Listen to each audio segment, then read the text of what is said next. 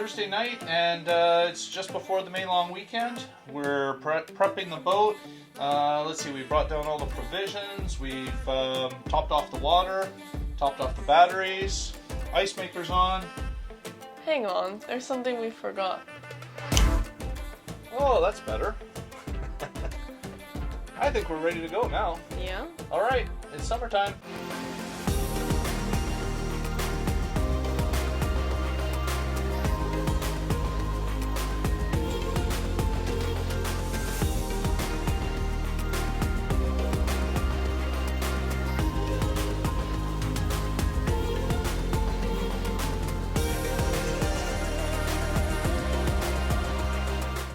Well, it's Friday morning, and yeah, we're just in a holding pattern here. Kelly and McKenna are on their way back from town. They had an appointment that they had to get to this morning, and other than that, we got 2 ropes holding us to the dock, and we're ready for a start up and go. Everything is packed up, ready to roll. So hopefully we should be underway in about 20 minutes.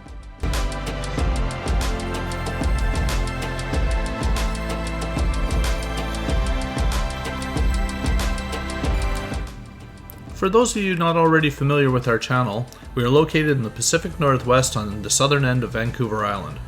Our typical cruising area is located in the Canadian Gulf Islands and US San Juan Islands. Today we are heading to Cabbage Island. From our port in Sydney, North Saanich, we travel northeast to Haro Strait along Boundary Pass to East Point on Saturna Island. We round East Point in the southern Strait of Georgia before tucking into Tumbo Channel, and shortly after arrive at Reef Harbour between Cabbage and Tumbo Island. Going by memory and logbooks, it has been nearly 13 years since we have been to Cabbage Island. In these pictures, McKenna was only 3 and Hunter wasn't born yet. This has been a spot we have been meaning to go back to for a long time.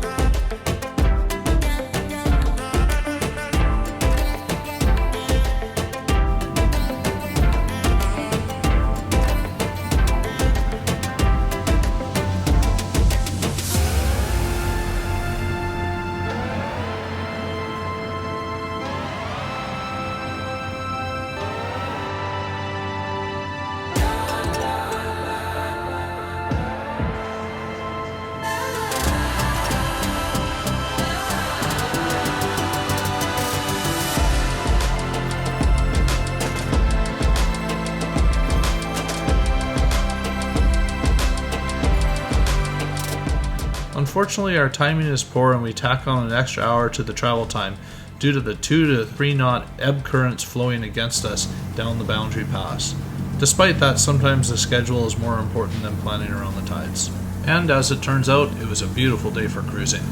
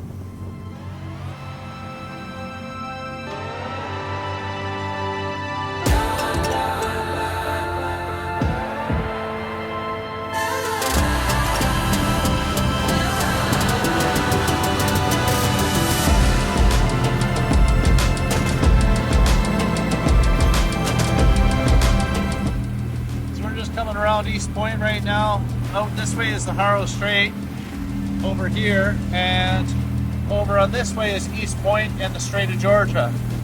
So right here is where the water bodies meet, and that's East Point there. And so we're going to come around East Point and then cut back up Tumbo Channel, and then we're going to go up to Cabbage Island.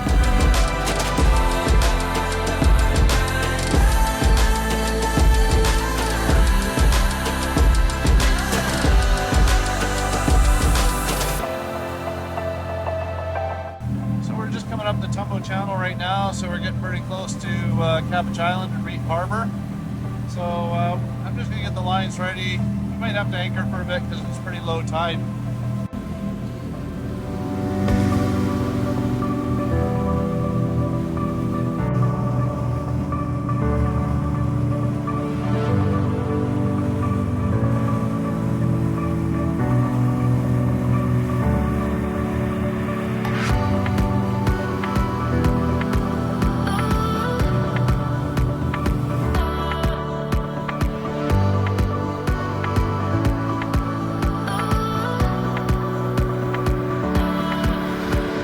We could still feel strong ebb tides while going up Tumbo Channel.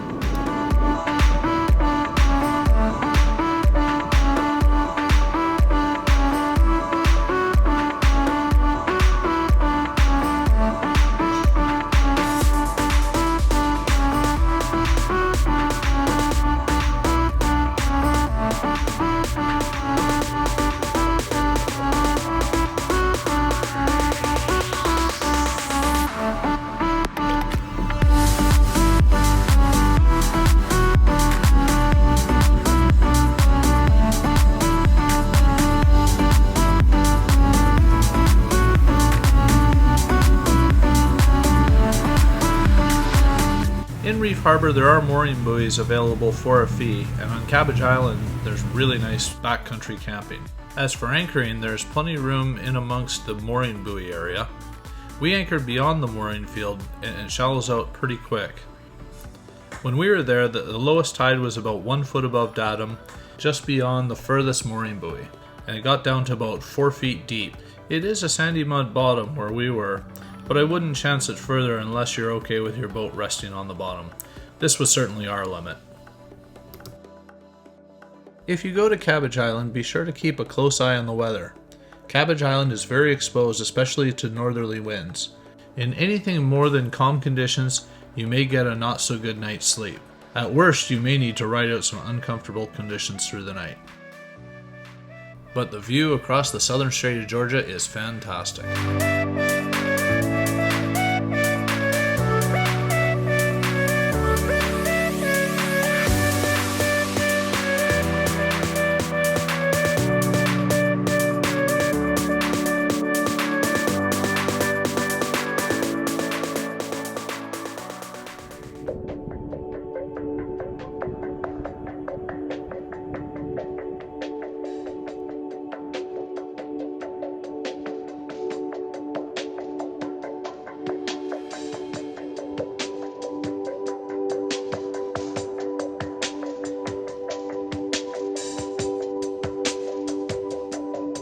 It was getting late into the day, so we headed to the west shore of Cabbage Island to watch the sunset. Great spot.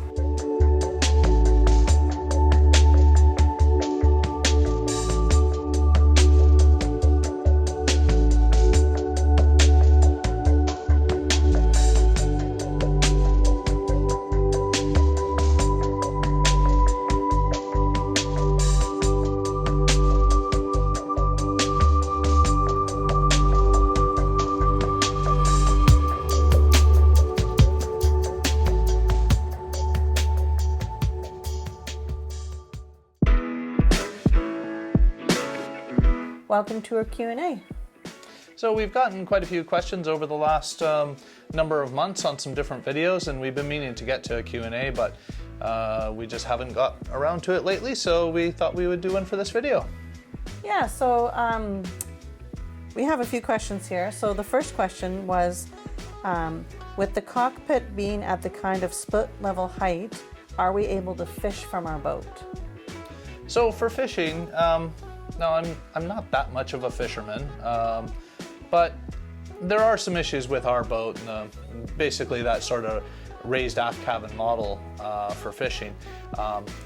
Mainly if you are on the back deck and you have fish on, you have those struts that go up on either side, and so from the deck, and of course you're quite a ways above the deck, so naturally you would want to be down probably closer to the swim platform. But, you know, if it was really calm conditions, you might be okay. But there are a few issues. If it was rough, I've seen it before where the platform can be actually submerging there if there's some steep wash from other boats, that sort of thing. And also, fish are pretty clever in the fact that they always know where to go around the leg of an outboard, or probably in our case, rudders and propellers to try and get that hook out of their mouth. So I don't know if our boat's really that great for fishing. I think a lower cockpit type style boat would be much better, but great question. I have pulled crab traps and stuff from the back of our boat before, and that seemed okay as long as you're downwind of your trap or down current, so you don't get fouled on the line in your props and that sort of thing. So yeah. Okay. So the next question was, any idea where to purchase a rear enclosure? So a rear enclosure, I think with enclosures, you're generally looking for custom work when it comes to those sort of things. Now there was an outfit, and if you've ever been on Bayliners Owners Club, and if you have a Bayliner, it kind of makes sense. A lot of owners on there and compare notes and fixes for things. There has been a mention of a place called Lita's Boat Tops or something. And I think it's pretty close to the Marysville plant, or where it used to be the Marysville plant in Washington State. And I've heard that they have a whole bunch of templates. Now, I'm not sure, I've never actually talked to them. As with any of these boat top and upholstery people, extremely busy folks, and I'm sure that's the case with them as well. Now, I've been meaning to get to it on our channel, but really just running out of time. I have done all the repairs on our boat tops and upholstery. I'm planning on actually bringing that to some episodes here sometime within this year, just with everything else and trying to fit it in with our schedule. We've been very challenged to try and get these videos out. But anyway, I do want to actually touch on some of these repairs, which anyone that is a little bit handy definitely could have the capability of doing it. I don't know if there's much money to be saved when you factor your time into it, but having the availability, especially for quick repairs, is huge. Yeah. So, and even some of the different outfits that do canvas, say new canvas or repairs, some of them, the wait lists are really long. Sometimes it's worth it to kind of get your own machine and, either you're already handy or you may learn as you go, and you're not always kind of waiting for someone to have time available. And as mentioned, I'm going to bring a little bit of that knowledge that I've learned over the last few years and doing my own repairs and that, and look forward to sharing that on some further episodes. Okay, the next question was, did you add a washdown pump since you've had the boat? What kind? And then on the supply side, did you hook into an existing through-hull water resource? Which one? Yeah, so the washdown, the boat did not have a washdown when we got it. It was, no washdown at all, actually. So there is a kit by Jabsco, and it was, I don't remember, maybe a few $100s. It was a fairly inexpensive one. It wasn't the super high pressure one or anything like that. But it comes with the pump. It comes with a few of the pieces, and I think the hose, the coily hose and stuff like that, it comes with, and all that sort of thing. I did put that in. Now on our boat we have the reverse cycle AC, and I did tee into that line, which has worked actually really good. There hasn't been any problems with it. And if you've seen any of our videos, I'm a huge believer in the washdown, especially in the anchor area. But when I did install the washdown on ours, I mounted it so it's kind of like at the back part of the salon, just forward of the aft cabin bulkhead, and that's where the through hull is. So that's where I tied in. So I went from there to the pump, and then when it came on the output of the pump, I teed into it, and it's got one that goes up to the anchor locker to the front of the boat, and then the other one goes to the aft of the boat. And I don't know if I've ever actually shown that in any of the videos, but right off to the right-hand side of the companionway where you go up into the back of the boat, there actually is a port there where you can plug in the washdown. And of course that's really useful because if you come back... We'll say when we've been at Tribune Bay, Hornby Island, all covered in sand, instead of using all our fresh water, we can actually just tee in, or turn on that hose on the back there and use the seawater to rinse all the sand off of us and the dinghy or whatever. And so that's kind of handy again, and not wasting all our fresh water. So. Yeah, on the weekend trips, I usually don't care too much because we have enough fresh water that we can be pretty liberal with it. But Kelly's right, when we actually are out on our big trips and you get somewheres and as much as we all like sand, it just becomes insidious when it gets back to the boat. So have that on there. Or if you're doing any sort of fish cleaning, anything like that, it can be really nice just to have that volume of water. And you know, even if you're just cleaning something and then you can finish off with fresh water in some cases, that works good too. Okay, so the next question is, what is the shark bite size we mentioned in episode 10, which was our ice maker repair? Okay, so on the boat, and I think probably all those bayliners are probably pretty much the same. Now originally they come with, I think it's like a poly B PEX type line throughout the boat, and then they use sort of compression fittings that sort of, you know, screw together and squeeze the, you know, and compress the ends to seal them. So a lot of those I found on the boat. The boat's a 1995, so it's about 27 years old. And when I've gotten into plumbing previously in various spots, I found that a lot of that old plumbing is starting to get a little weathered. I guess the short part of the question is it's half inch line throughout the boat. So whether it's T's, elbows, valves, whatever, with the shark bite, you can use those shark bite fittings, and they slide right over top of the existing poly B. So I've used those shark bites on the poly B style PEX line, the regular PEX, and copper tubing, and it's worked flawlessly in all cases. So, and I'm a big believer in it, mainly because if you've ever worked in some of these tight spaces on your boat, you can use every advantage you can get to get something back together without a lot of trouble. Now they do have those PEX crimpers where you can crimp the rings on, and while those are far more cost effective and they work excellent, a lot of the time even just getting those crimpers into tight spaces can be a real challenge. And the other part of it is when you go to, if you have to take it apart, there's just a special tool that you can release those shark bite fittings. And they have that one for half inch, or I think they have it for the 3/4. You can get those shark bites as well. I've had really good luck with those on the boat to now. Whenever I actually do any sort of plumbing job, like when I was, you know, working on the ice maker, you know, I just sort of pick up whatever shark bite fittings I need, and I always keep some spares on there, especially if you had like an emergency where you have to repair something. I keep usually about 10-12 feet of PEX line, and then, you know, a handful of those various elbows, and even the one that's really good to keep too is there's one that actually is an end to plug off. So if you had something burst or had we'll say a faucet that went bad and it's leaking all over the place and you have to literally turn off the water to stop it. If you have one of those little shark bite stoppers, all you have to do is just grab some cutters, cut the line, and stick that over the end, and it's problem solved. It might be the end of the line for whatever appliance or whatever portion is not working in your plumbing system, but at least you can turn the water back on and use the boat like normal. Anyway, I hope that answers that question. It's a little bit long-winded, but hopefully there's some extra information there that might help a few you out. Okay, so I think that's it for our questions for this episode. Yeah, and yeah, thank you so much for watching. And you know, it's been a really busy time for us for so many different reasons, and you know, we really enjoy making these videos, and you know, we got quite a few big plans and aspirations that we want to articulate through a number of these videos and go in a few different directions. But hopefully you can bear with us. The once-a-week schedule is very difficult to meet.